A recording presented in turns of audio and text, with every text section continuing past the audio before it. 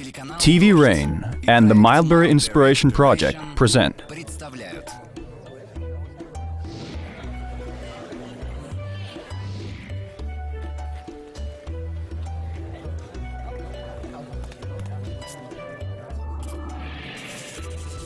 Lectures on the Rain.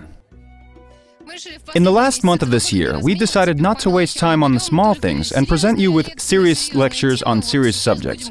Today's topic is the death of civilization, or what you should do if you're lucky enough to have been caught up in the middle of this so-called process.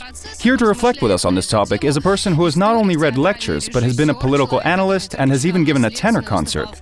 The press likes to call him a Renaissance man, but that isn't quite true. The Renaissance could have only dreamed of such a man. Welcome, historian and theater director Evgeny Ponasenkov.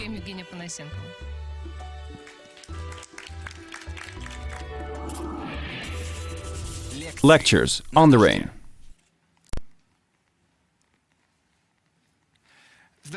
Hello. We're on the air, and first of all, I would like you to excuse me for this pilot mic.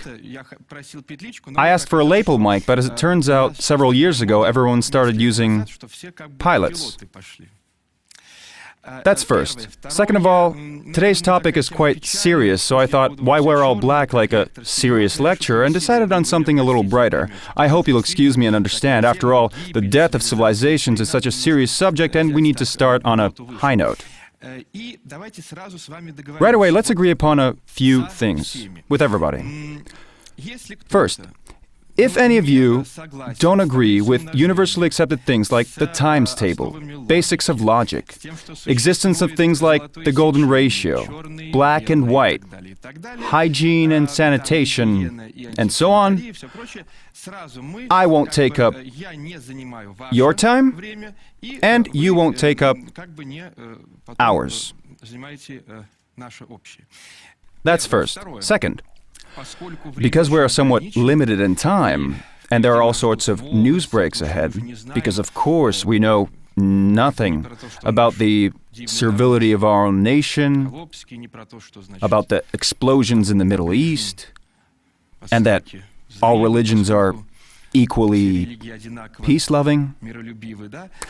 That's why we need the news. Every day, under the same sauce, we're fed something new, although in my opinion it all seems a little old. Behind this unimaginable flow of news, which I don't think are made to purposely distract us, we don't seem to notice the more important things that are happening in terms of big global processes. What's happening is fairly simple. Civilization is dying.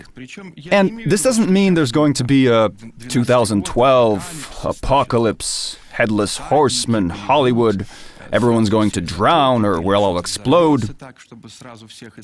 Unfortunately, not. The death of civilization is the death of the habitual way of life. It's the death of aesthetics, first and foremost. Because we live in a specific civilization, which in world history we've had quite a few of, that ultimately formulates and is formulated in a specific aesthetic. As soon as this aesthetic dies, and with it dies the possibility of an individual and/or civilization to live as it is used to and wanted to, the civilization ceases to exist. I mean, we still see buildings uncovered by architects. Some even continue to function, retaining the same name and fascia, but already with a different aesthetical content. I would compare these so-called buildings to a corpse which has died but continues to walk. It's seen in the streets and can even be greeted and reckoned with. This is quite scary because it's a substitution of reality with fiction. Not literary fiction, but an insidious fiction, a dangerous fiction. And because we all have one common enemy, and this enemy is time, in both a philosophical and intimate sense, and in terms of today's meeting, I would suggest we use not only facts but metaphors. Because a metaphor is a more capacious concept. It gives us a closer look at the mysteries of history. What are some of its benefits? Well, as you may know, in recent decades, especially years, in many developed countries, leading nations, so to say, in certain spheres, there's a certain situation where you can't exactly say everything you want. Because if you do say everything you want, you'll easily become the persona non grata in some places and in others simply be jailed. In this regard, we will speak metaphorically, and you'll think through or rewatch the rest when you get home. You can always come up afterwards. I'll be behind the columns. Or, like in good old Soviet times, we'll talk the rest over in the kitchen.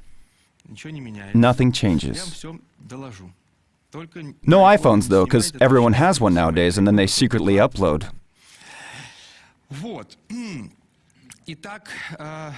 So, I'd like to draw some parallels to, and stop on the example of just one civilization, namely the history of its death, and that's Rome, ancient Rome. It's not as simple as you may think, though. On the one hand, everyone thinks that history is a continuous spiral and will remain so. But it won't. That's not the case. There's a concept which no one takes into account, and that's a change in quality. It's not the quantity of coils, but the quality that counts. Because the 20th century witnessed a colossal victory of science, and that today, this victory is often in the hands of the same people who destroyed the Roman civilization. In this regard, in regard of this new quality of reality, I'm afraid that all further historical coils are not as evident, and I look upon them with a lesser degree of faith, hope, and love. You know, once one highly developed civilization, the Greek civilization, spawned an even more developed and ambitious civilization, better formulated in terms of legal affairs and management, the Roman civilization. It was then destroyed, but after recreated. In fact, all of history until the present day is the recreation of the Roman Empire. I'll explain. The Renaissance was an artistic victory. Artists are always ahead of their time, and so they recreated antiquity. They could do it. Another attempt was made by my beloved comrade Napoleon. And I say comrade, not in the Soviet sense of the word. He was a very wise person and understood that if one lives by logic or ratio, it makes life a little easier. As a genius, he couldn't understand why, for example, in Spain, there were borders, custom duties in between two villages, removed. Or take the Inquisition, killing people like in the Middle Ages, no more. But the people didn't understand him because, as in most nations, the people always have it their own way. And so we have the death of civilizations, which is the death of culture, which is having others simultaneously speaking during another's lecture. Napoleon understood that all this must be simplified, but the mindset of the people is, so to say, is this wood? It's wood. And they didn't get it. In one way or another, he tried to recreate antiquity, and as I've said many times before, it was the anti-French coalitions that brought the French forces to Europe, and as we know, an appetite comes with eating. No one seemed to understand Napoleon back then. We needed 200 years of revolutions, holy alliances, breakups, and so on to get what we have today, the EU. It takes a while for people to get it. Now, we got it. Now we have a unified monetary and measuring system, something they had back in ancient Rome, as well as a working legal system that's based on the Napoleonic Code, which in part is a direct successor of ancient Roman law. We needed 2,000 years. But just as we began to recreate all this, a worm appeared. The same exact worm appeared in ancient Rome. You see, when people are very well off, they tend to forget that there are actual dangers in this world. They're born into a sort of ideal world. It's like when you come to Paris and there are glass windows to the floor. These people are unintimidated. They've never lived in Congo or the USSR, and they don't understand. That's why they invite other people. Let's move on to the metaphors and return to the facts later. You know, the once magnificent Roman Empire, if you were to visit ancient Rome, you couldn't tell the difference from any of today's central streets. The same 5-story buildings with the same rustics and facing, same apartments, no difference.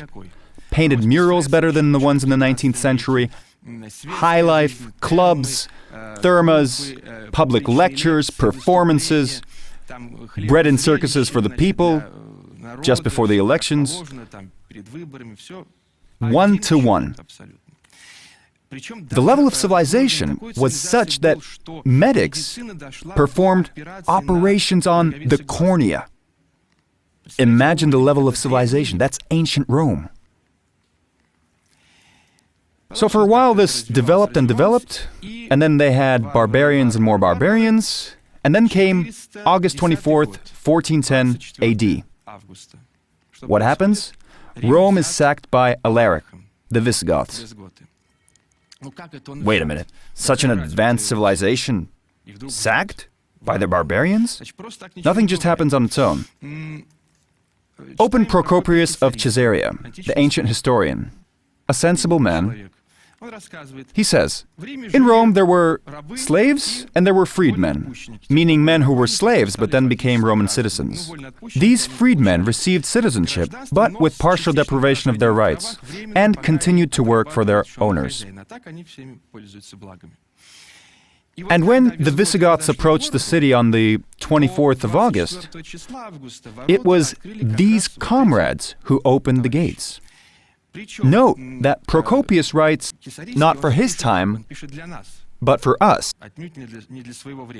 He writes that at first they behaved wonderfully. They were quiet, peaceful, and fully willing to accept their new civilization. But at a certain moment I'm reminded of the ones who piloted the planes and used Western gadgets and Western goods to fly right into what? September 11th. But the thing is, they weren't flying from the outside, they were already on the inside. And London, everything happened on the inside. All of these guys had passports. Each and every one of those who rampaged the city this summer were British citizens. So, when the barbarians began to seize everything in Rome, the poor inhabitants of the late Roman Empire fled anywhere they could,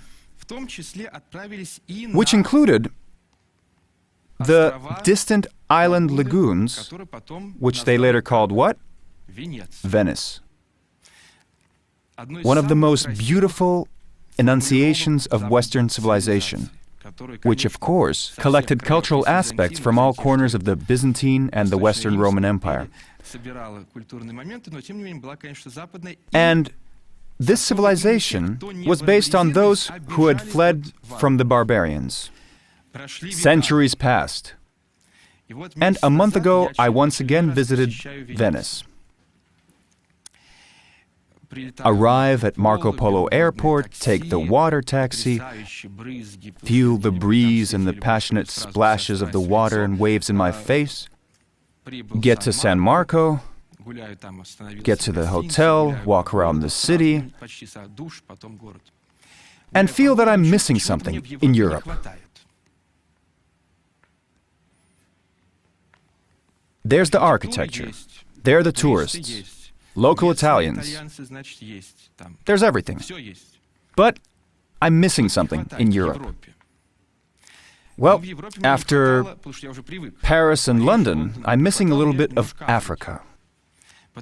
Of course, because this place is hard to reach on foot. So you see the connection. Back then, they fled, and today, you can flee, only to a small part, that is, because of the water barrier. Nevertheless, here I am, strolling through Venice, and finally reach the Academia Bridge, where the giant museum right across, with pictures by Carpaccio and the other greats. By the way, a good store right there on the left. So, I'm standing on the Ponte Accademia, above the Grand Canal, while all of world history seems to flow beneath me. And if I go on, just a 15-minute boat ride away, I can see the Lido, where Thomas Mann wrote his great novel, Death in Venice. Here I am, daydreaming, but no more than 2 minutes. Here we have civilization, architecture, the atmosphere, eyes circulating with the soul. And all of a sudden, no, not the carabinieri. No. Sir, buy this. Before I thought they only had handbags and ropey things. No, they have these things, I don't know what they're called. It's a kind of chemical mush, which, when thrown on the ground, makes a little face. Just imagine. Venice, people flew from far away, visit museums. Ponte Accademia. There's Thomas Mann just 15 minutes round the corner on the Vaporetta. Everything. And so this guy approaches me. They're not like infantile Europeans who say, "No, please." So this Do we have a delay when on air? Fuck. So, let's rewrite that. As I'm approached by an Afro-American... No, wait a minute. We're in Venice, right? What? Afro-European. Exactly. What an enlightened person, always willing to lend a hand. You just saved me a couple years of my life. So, I'm approached by this Afro-European. He might not even have a passport, this guy. But, nevertheless, I'm an intelligent person. One time I say, "Oh, I'm sorry, no, thank you, Thomas Mann." He goes away. Then a second one comes up. I also say, "I'm sorry, Carpaccio, eat, Thomas Mann, the Bomb Hotel," and so on. He goes away. Then another approached. I must say, though, the only good part about all this is that it boosts your self-esteem. I'll explain. I was always addressed as an American or a German. You know, when a Russian man is addressed by a Negro as an American or German, it raises his self-esteem. You finally feel like a white man. So, as soon as the fifth approached me, they seemed to all be grouped on the Academia Bridge. Maybe it's their cash spot or something. I just couldn't resist anymore and just smeared the thing right in his face. And the result was a little happy face. I must say, though, that Europe has a chance because 20 or so people who were standing on the bridge taking pictures of the water turned around and started to applaud. You know those tourists who arrive somewhere and just devour the place with their cameras? Especially the Chinese. There's usually 40 of them and they're ready with their... No one realizes that they can find the same exact pictures on the internet. It just doesn't make any sense. So... That was the metaphor. Now let's return to the facts. There's an important concept called citizenship, the thing that Mayakovsky was famous for taking out of his pants. The ideal situation was in ancient Greece. You know, right? Don't know? The city-state, a small structure, a system of equal property rights. Notice the words equal and property. Who votes in such a society? Those who are equal and who have property. That's why we have democracy. So, no lumpens or grannies,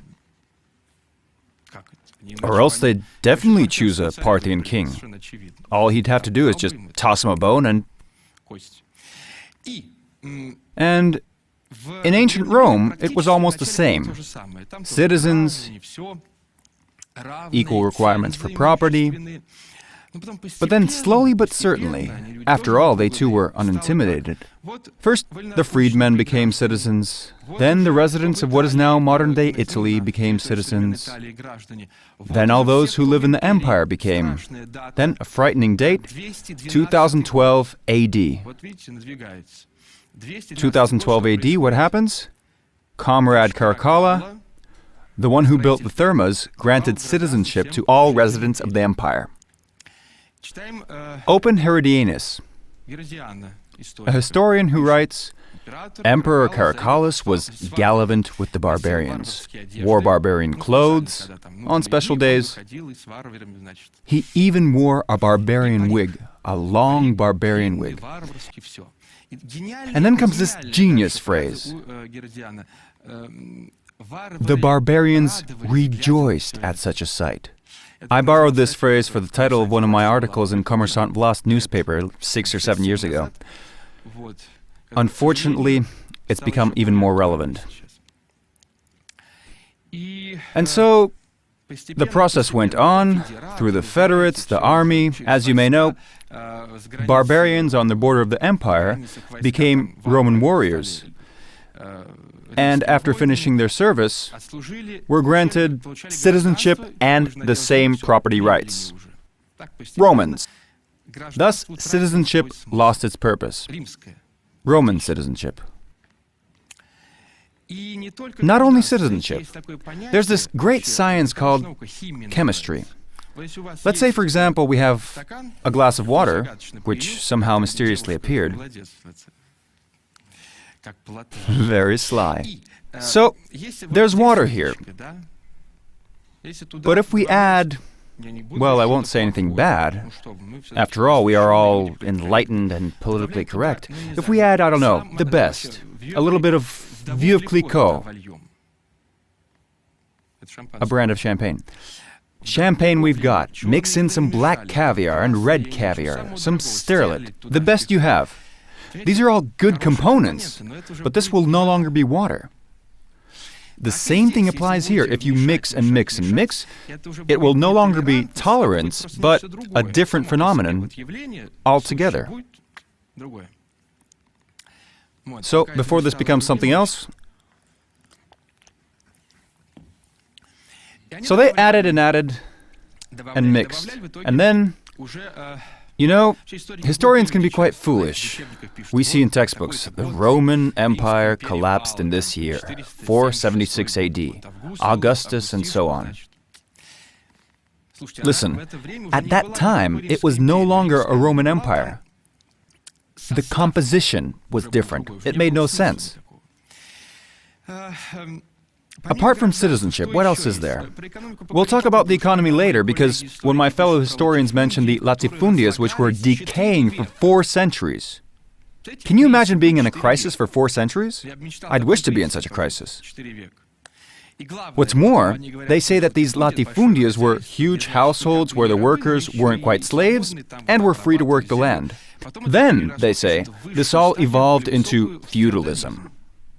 And what is feudalism? The same exact thing as latifundias. Not too good with logic. So, we'll drop the economic reasons for now, because slavery was profitable for 3,500 years from Greece onto Rome and didn't just disappear all of a sudden. Citizenship we got. Glass of water composition we got.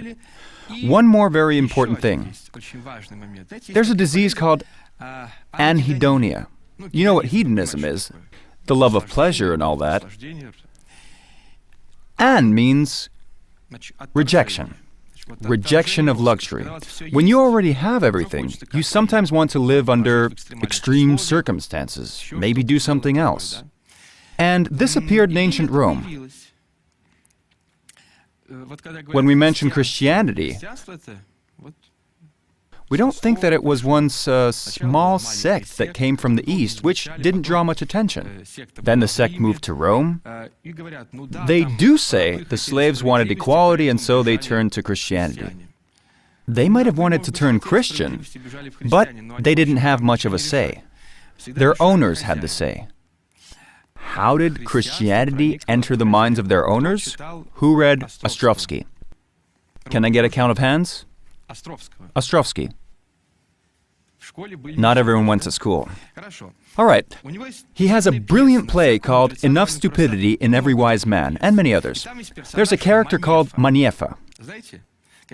She's this granny that visits rich, old-aged women and preaches about all sorts of holy works.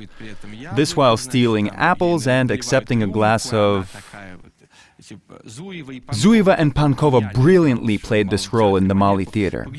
You can find it on the internet.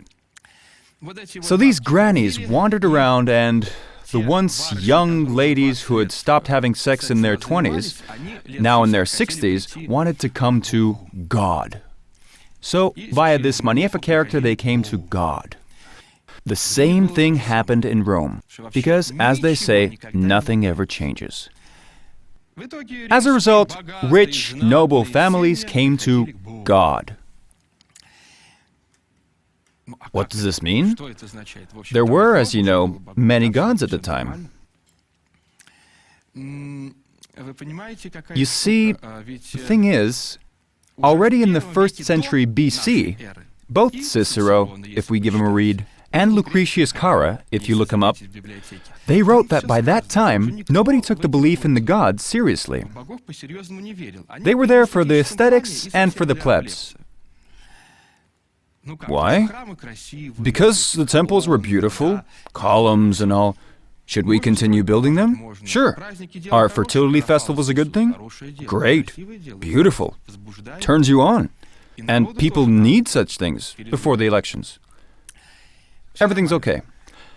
As far as the enlightened Roman intelligentsia, not the most proper use of the word, let's say people of intellectual labor, for them it was a matter of aesthetics. And so this aesthetic existed for quite some time. No one took it seriously.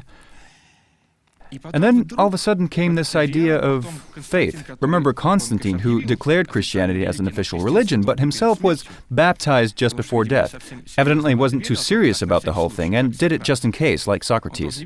He too didn't believe, but just before the end asked to disembowel a chicken so he could pray. Many give up just before the end. This also is one element of the ideological and intellectual decomposition. Because if God wants to punish someone, what does he do? Robs one of reason. He robbed the empire of reason.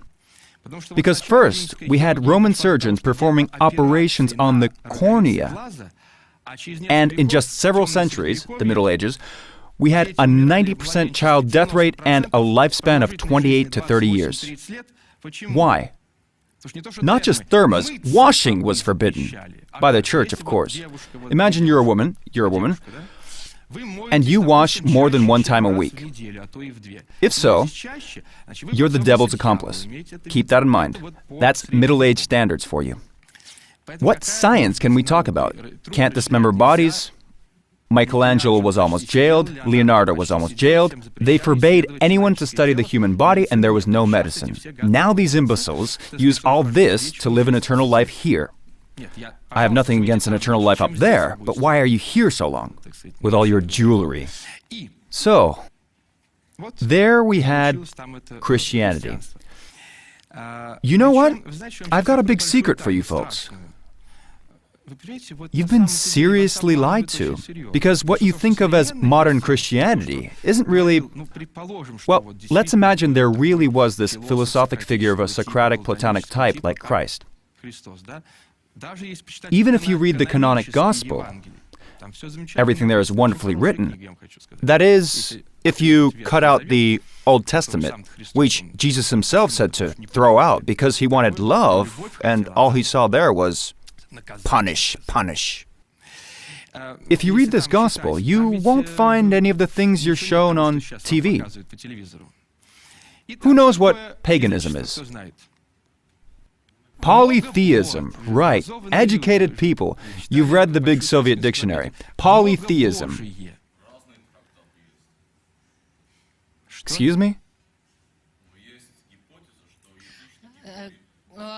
Sorry. Yeah. Don't worry, Nastya. I have everything under control. We'll continue. Polytheism.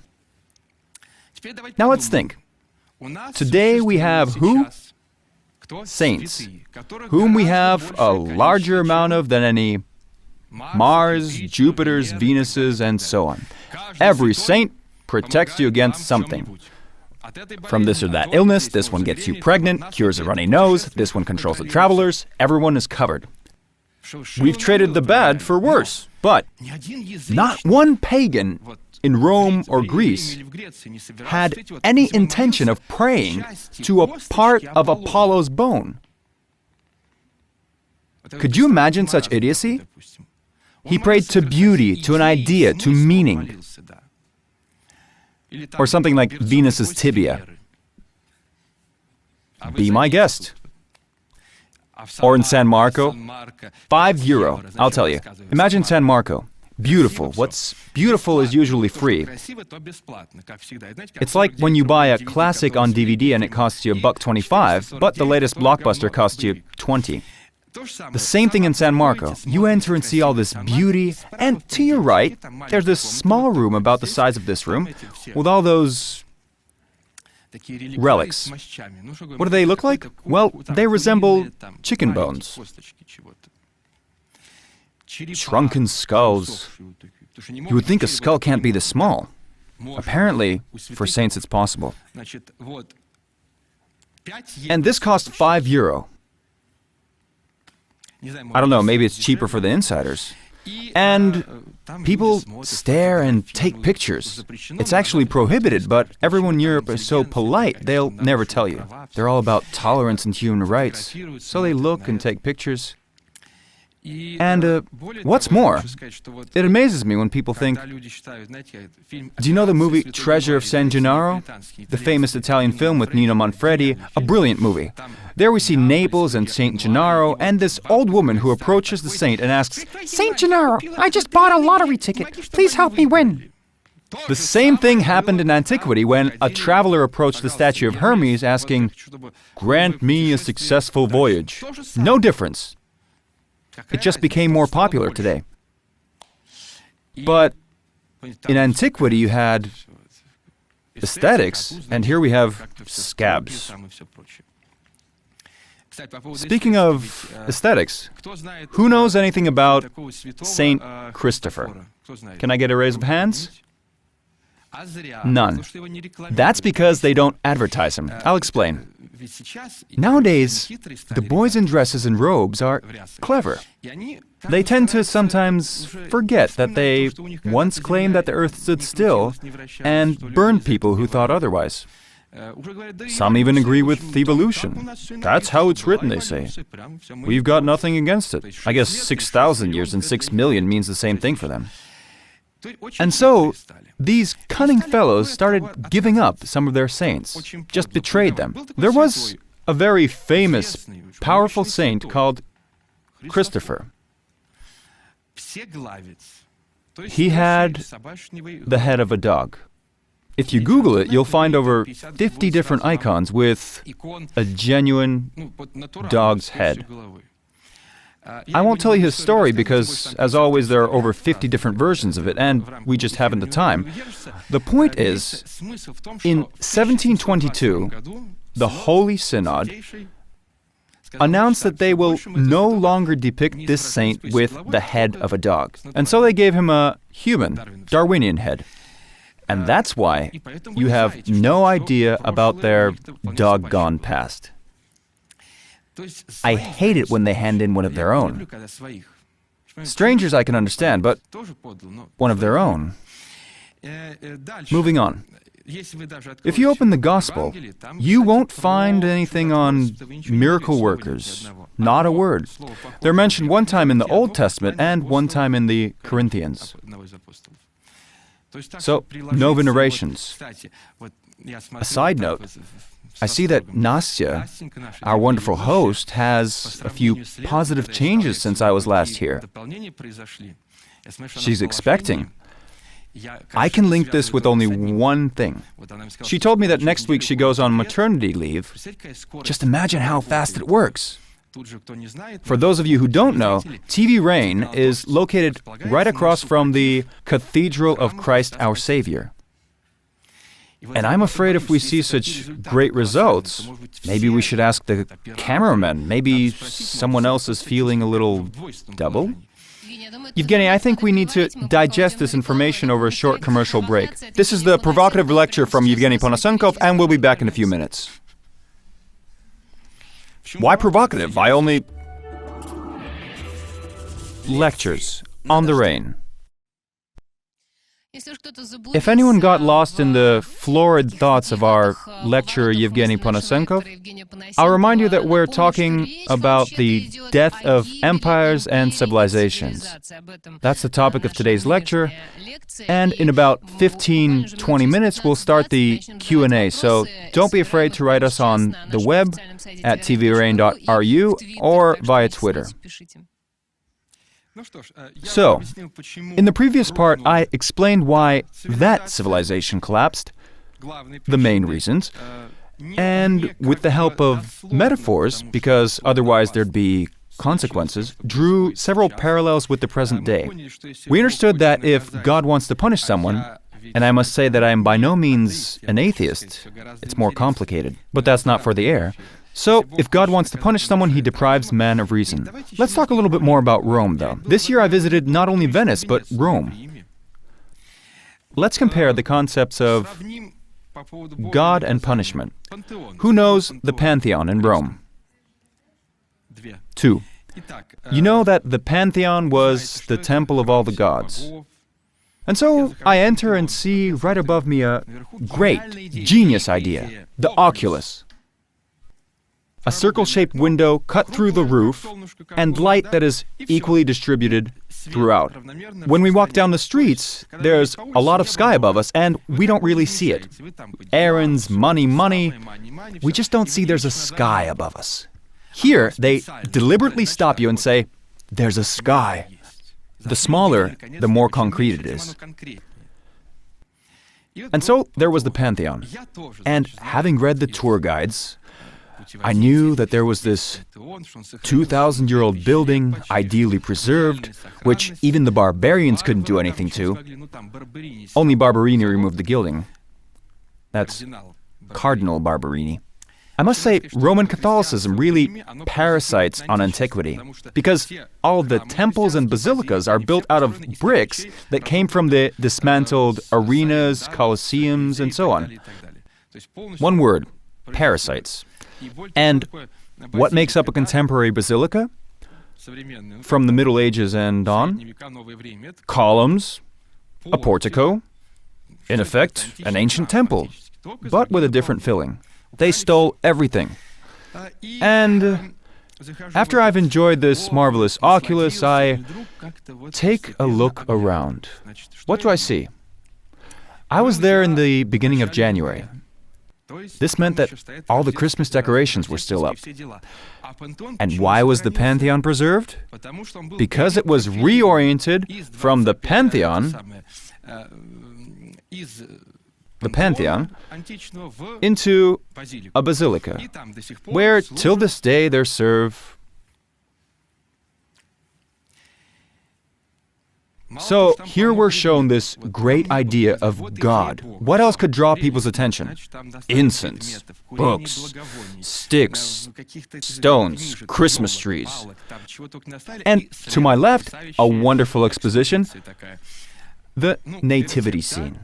The infant, his parents, even though I never understood how in an immaculate conception there could be a second parent. That's the book of Matthew for you. And so, lots of animals, mainly donkeys, wooden donkeys. A metaphor. And I see other donkeys taking picture of these wooden donkeys. They even take selfies, more with the donkeys than with the infant. They hug each other, all sorts of poses. And everyone who takes these pictures have the word sale written all over them. Apparently they visit the place right between shopping on Via del Corso and Via Babuina, all in time for the big sale. And then the wonderful phrase, well, I don't see anything special, let's go. These tourists, they understand it all, don't they? The arts, specifically ancient arts. You hear pearls like, Misha, the store closes at, we still have to, I see there's a hole. And yet everybody takes a selfie with the hole. The only good thing about all this, they're Roman Catholics after all, is that the local churches have benches. In good old Orthodoxy, you'd be standing till your last breath. Here, you can at least take a little break from all the shopping. And so they sit there, resting. Sale, donkeys, everything. What I'm doing is comparing intellectual status. Because the decline of civilization is the decline of intellectual status and level, nothing more. When intellect declines, there's a decline in aesthetics. No aesthetics, no civilization. Now, we'll take a big step forward from metaphors onto our not-so-bright present and facts. You know, very often in the mainstream media, all sorts of economists, political scientists, responsible people say, if we don't establish this inflow of, our economy will collapse. Everything will collapse. Now, let's open our textbooks to the Great Plague of the mid-14th century. 2/3 of Europe's population decimated. What should happen? The economy should collapse, right? I mean, if we have a demographic crisis now, the economy should collapse, right? You don't agree? There you go. Russians tend to agree when asked their opinion. Always. So, but then there's a sudden reboot of the European economy. What happened? Why? Just a minute ago I saw intelligent people in ties saying, well, it didn't collapse. Let's remember the Greek polis. Few people and the highest level of economic development. The Commune of Rome. Also, few people and also the highest development. It's then that we have a demographic decline because the higher the level of development, the lower the birth rate. You see, when there's only one child, the parent thinks how to bring him up and give him an education. But the families on welfare, they usually don't care. For them it's the bottle, 10 children, and welfare. As Andrei Sakharov put it, the man who for many years had been the corresponding member and head historian for the Russian Academy of Sciences, he brilliantly calls the situation that has developed in Europe between immigrants and non-migrants the exploitation of man by man. a genius phrase. Because, once again, clever people in ties ask us, who will do all the dirty work? The locals don't want to. That's why we need a source of cheap labor. What do? Turn to statistics. Countries like France, England, and some others. Entire neighborhoods with people who receive 6 sources of financial aid and don't work. There goes another clever idea of the men in suits. What do we get from all of this? Something I can't say on air. Because the death of civilizations is the death of its achievements. I believe that one of the greatest achievements of civilization is the freedom of speech. Our intellect must freely express itself. It's our right. No such rights? Fascism. When we're forbidden to speak our minds, it's called fascism, right?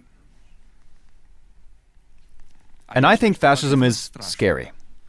Because if you're not part of a cell or corporation, then you'll either be killed or denied your rights. In London and Paris, there are neighborhoods where it is written, here there is the law of... Can't say that on air. What do you call that? Right. Why so quiet? Everyone's afraid. Well, keep it up. Then there's the question, what does one do when it really is too late? Because everything has gone too far. Though it is too late and isn't. Because I believe if there's enough will of the population and the politicians, it's possible to postpone and even return the situation to normal. There's a small chance. But for that we need. And when God robs man of reason, just as President Sarkozy in his Franco-Hungarian dialect hinted that it would be good to return some people back to their homeland because they're here illegally, this of course would be paid by French citizens. Return the people who are here illegally. Just as he said this, women with an unsettled personal life who have lots of energy and free time on their hands, on the air of the first French national channel, the second Afro-French national channel, you know who I'm talking about. They have these thingies over here, and they usually sit like this and with their wind-blown coiffure. And because she can't let her sexual energy out, she says, Sarkozy's a fascist. Evidently jealous of Carla Bruni. I must say it won't happen for Sarkozy. So you're welcome to visit Paris, and just as in Venice we have Ponte Accademia, there you'll see, I don't know, the bridge of Alexander III. And so you're looking at the water and then, sir, buy this. Or what's even better, while you're looking around, someone snatches your wallet. And you think you have a right to say something in such a situation?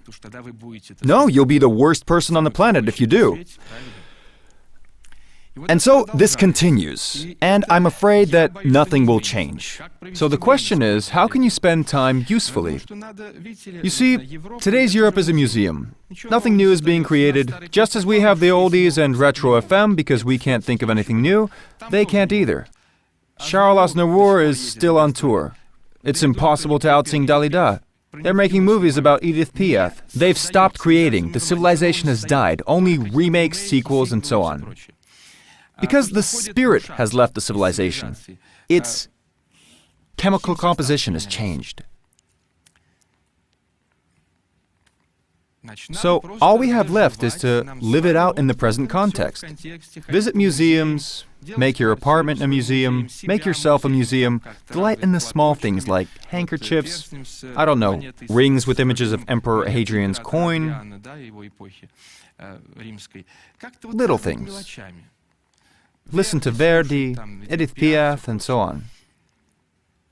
Of course, be a little bit more cautious on the streets. Because, oh, you wanted Verdi and a safe environment in one place? That's, you see, that's separate. You can't be that greedy. Clean air and no crime in one place? Just sit still and thank God they don't touch you for another day. Listen to some classics. You do have the right to visit museums, though. I was foolish enough to visit the Louvre recently.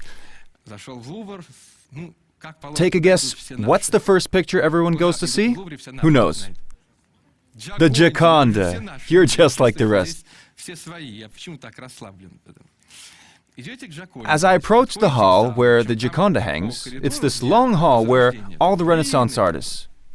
By the way, they hang more noteworthy pictures by the same author who drew the same Gioconda.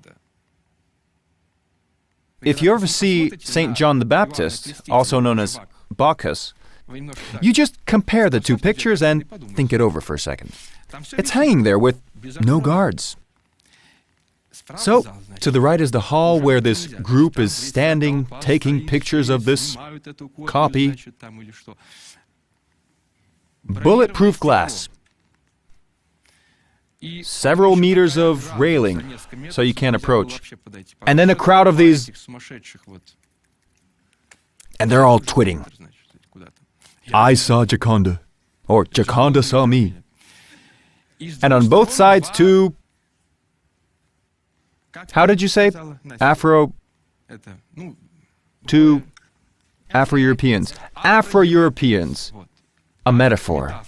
The Gioconda and two Afro-European guards. So, you need to be careful. Better stay home and look at albums where they've already printed it all out for you. All the embodiments of Gioconda in one place. Now that I've said most of what I had to say, you have a unique opportunity. If any of you use Google or ever visit bookstores, Brodsky, the famous Russian poet, all of whose works are great, a genius, what can I say? He has this essay, Flight from Byzantium. It won't take much of your time, it's only 50 pages.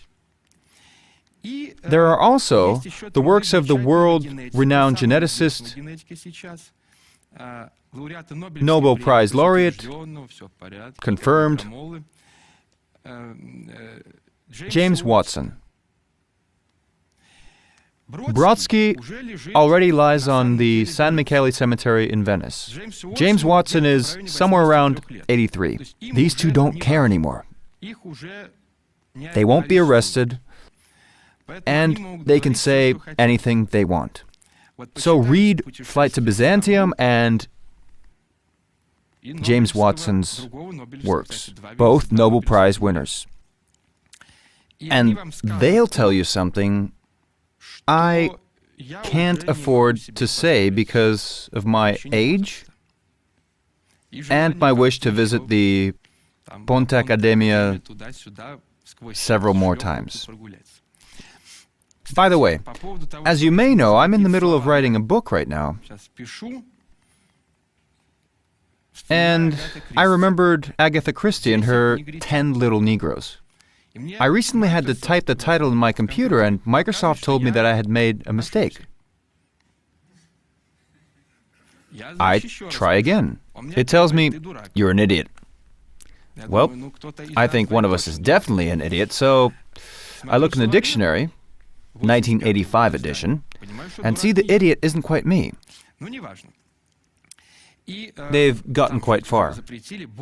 What's more, did you know that now Placido Domingo and other dramatic artists, in things like Verdi's opera Othello, you all know the story, they're forbidding actors to paint themselves black.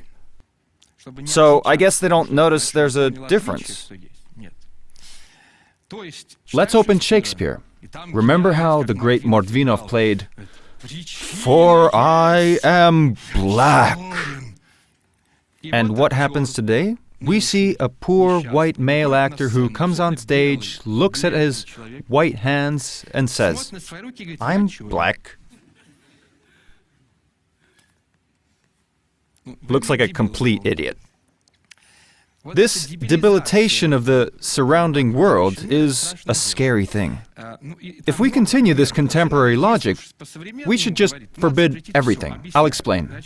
Shakespeare's out of the question, because The Merchant of Venice is, you know what. Romeo and Juliet, pedophilia. Lolita, Old and New Testaments, all literature, gone. We won't even have the good old Charlie Chaplin films, because you may not want to know what age group the great artist preferred. A serious crime nowadays. I accidentally took part in one radio program where I spoke of Nureyev and Brodsky as very talented individuals, and there was a call. They're traitors, they need to be killed. I said, well, are you going to dig them out? Our wonderful people always want to catch up. No easy living. Imagine the energy needed to call and then call for murder. And then fly to Paris or Venice and Geneviève de Bois. All right. Moving on. Two more words on belief. You see, belief is a very good thing, really. One can believe in friendship and love, tenderness, a universal consciousness, in human victory over something. Even the belief in God can be a good idea. But remember, each year we celebrate Easter. Every time anew. Just think of it. The guy resurrected. He's now a god. That's it. He didn't die afterwards. Get the picture? We, on the other hand, with enviable persistence, celebrate this moment as if it happens again and again. Let's look at ancient Egypt. There was a god named Osiris. 28-day lunar calendar. He would die and be reborn, die and be reborn. Remember how Christianity was formed? From the ideas of the Platonic Academy, 12 people and the Socratic idea of leave your mother and follow me. Socrates, as well as Christ, was killed for this idea. What did you think? Everything was okay. Everyone read the same book, saved up money, loved the family, everything was perfect. And then comes this love everybody. What about the workforce? What about... He was a genius, though, this guy. An absolute genius. These clever sons of bitches asked him, and Caesar shouldn't pay any taxes, thinking he'll say yes and then jail him and kill him. And this is why I believe this brilliant philosopher really did exist. He says, no, Caesar should pay. I'm amazed by talented people. And the other reason why I believe he did exist, besides The Master and Margarita, Bulgakov's best novel, by the way, isn't this but Dog's Heart, one of the greatest novels of the 20th century. You remember, his apostles would constantly ask him, who are you? It's clear as daylight, and yet, who are you? And in some phrases, there's a brilliant thing. We see a sort of tension, not anger, but tension. There's an objectively human moment there. Because if it was a fictional character, everything would be divine. But it wasn't divine, and there's the truth. And that's why I think one can believe. But to believe in God, there's no need to give pennies to some organization. No, if you have a VIP entrance from the back, if you earned it honestly, then I understand. The best part was when they started cramming the people in at the last moment to go faster.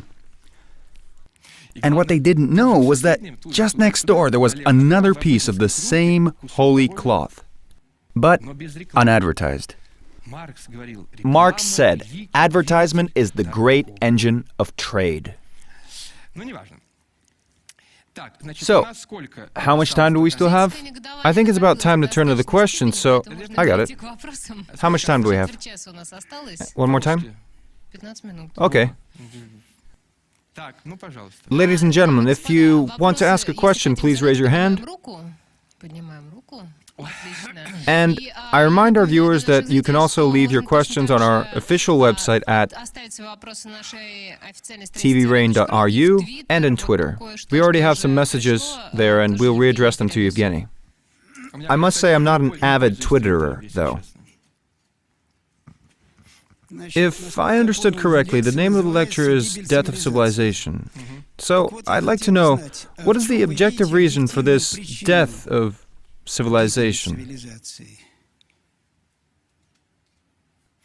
You see, the objective reasons for the death of civilization, which is when you use a fork and a spoon, express your own opinion, use words, civilization is a certain result. It's when you have aesthetics and therefore ethics, because, as Brodsky said, aesthetics is the mother of ethics, and I completely agree with him. We have vocabulary, words, live according to laws that we invented, and so on. And when you can no longer use these results, fully or partially, as soon as they take your own words from you, death occurs. No reason, no civilization. Does this include the death of social relations, economic and all? Are they included in your concept of civilization? I'm sorry, but economic relations don't really die, they just transform. Economic relations were and will be forever. It's not the economy that's important. You know, I love to speak of spiritual things too. I'm convinced that if spirituality dies, civilization dies. Economy simply transforms. And transformation is an almost endless process until that new Big Bang. But believe me, that doesn't concern you and me. But why do you think this death is happening right now? This death of civilizations? Oh, I just told you about it today. But the death began 20, 30 years ago. It's gradual. We're in the process. It's interesting. We have other audience members with questions, so please pass the microphone. There was another question. Please raise your hand. Thank you very much for this lecture. My question is the following. You spoke a lot about Europe. It's great civilization, European civilization. Could you tell me about the role of America and American imperialism? No, the government. The role of the government. Well, those wretched imperialists are really wretched imperialists. No, what can I say? If not for America, we would be flooded by something greater than just water. That's it. If I try to explain, we'll all be jailed. I told you. All explanations after the lecture. See, the host is a responsible person. You, on the other hand, with your questions. Officially, yes, I must say that imperialists are our enemies. We need to somehow unite. Eat in McDonald's, but unite against. We've got to somehow combine the two. Eat from them, and at the same time, fight them. How else? It's one of our eternal pursuits. Fight what we eat. That's it. Does anyone have anything to add, maybe? Evgeny, please tell me, did you ever think of somehow stopping all this, or somehow translating your ideas into a more social, I don't know, go into politics? Maybe you've had some offers to head... Tell me the truth. Who sent you? An evident agent of imperialist conspiracy and Trotskyists. Come on, you're a grown woman. No. Well, wait a minute. We already have politicians. You see... oh my God. I'll answer your question in this way. I don't like the idea of being someone's servant. It's a lie when those clever men in ties, even of my own liberal orientation, sing you those songs about enslavement. Remember, not only the democratic parties, the authoritarians, totalitarians, Hitler and Stalin, they're all in the same position because they're slaves of the people. When they're forced to, besides the small things, they're obliged to promise, kiss, greet the sick, visit collective households, pig farms, everywhere, and then touch everyone with your hands. If it was possible to think of a system where people lived only rationally, I have the ideas, strengths, and abilities, but the people don't need. And I'll tell you a big secret, they don't want to live well. They want others to grovel at their feet. They want to be promised to. They want to be told that we're the same as you. We drive different cars, but we're the same as you. And well, you get it. When they need to, they stop wearing their ties, and so why do I have to? I don't want to go around hospitals, don't want to visit farms, don't want to promise someone more wages to those, less to these. I'm ready to think of how to improve their lives, but no, they need promises, they want love. And I want to love who I love. That's what true love is. Because when you say you love everybody, it's a lie. It's a lot harder to love one person. Evgeny, who do you see yourself more as? A showman, a politician, revolutionary, maybe a philosopher? Is there one word that would somehow depict you? Maybe a certain image, so we can understand who you are. Oh, you didn't understand who I am? I didn't really get the feeling. Open the internet, it's all written in good and bad. It would be more interesting to hear from the first source. Who am I? What a deep question. You know, I'm actually I like to write poetry. And I think that I'm more of a poet. But you're in the hands of such a preconception that if a person was born, he has his passport, his occupation, which he decides on from 9 to 17, and must be sure. No, if a man is given arms and hands, he can do ballet. If he's given a voice, he can sing. He can be a historian if he has the intellect. A philosopher. You don't think a historian can be a philosopher? If a historian isn't a philosopher, he's worth shit. You know how many historians we have that just sit there and learn the facts and have no clue about what they're saying? No clue. Even the textbooks they write. So no. Oscar Wilde once said, "To define is to limit." I don't want to be a limited person. A question on my right, and then we'll turn back here. Evgeny, as I understand, the theme of our lecture is the death of civilization. Listening to you, it wasn't hard to understand that it must be ourselves that have let things become as they are. But what do you think? Can we somehow prevent or change this process? In other words, can we do something so this doesn't happen? You know, in terms of the whole civilization, apparently not. We can somehow help ourselves, though. Barricade ourselves with music, books, just as the early Christians did in the catacombs. Because, as they say, he who was all will be nothing. But, I said already, if everyone's reason was to work all of a sudden, we do have a 40% chance. Personally, I don't believe in such a probability. Because when you turn on the news, I don't usually watch them, but if you do, you see people eating sausages and waiting to be impregnated. Some are even successful. What did you think? What other reason could there be? You shouldn't be reading them biology textbooks. So, If everyone got together, then yes. But unfortunately, reason isn't a collective thing. Evgeny, what should we do then? What should we do? Well, because we will never be together, then I can't say that on air. If everyone would get together and be on my side, then yes. But because there are other nuances, I can't exactly say what I want. 2 more questions. We're running out of time. Hello, Evgeny. My name is Ruslan. My question is, today Moscow is the 3rd Rome.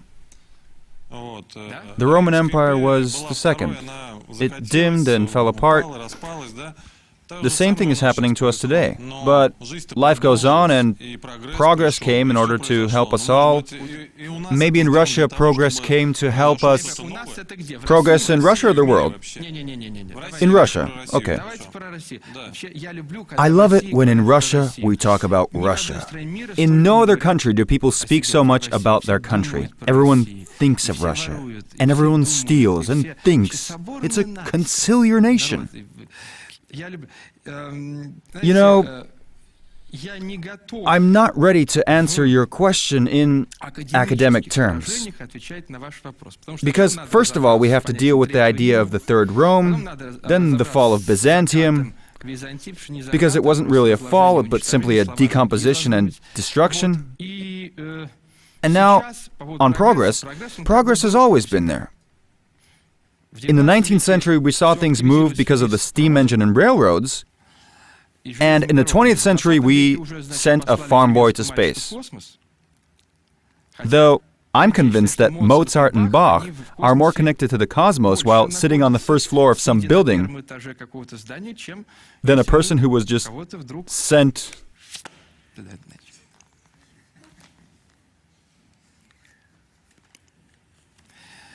So, did I answer?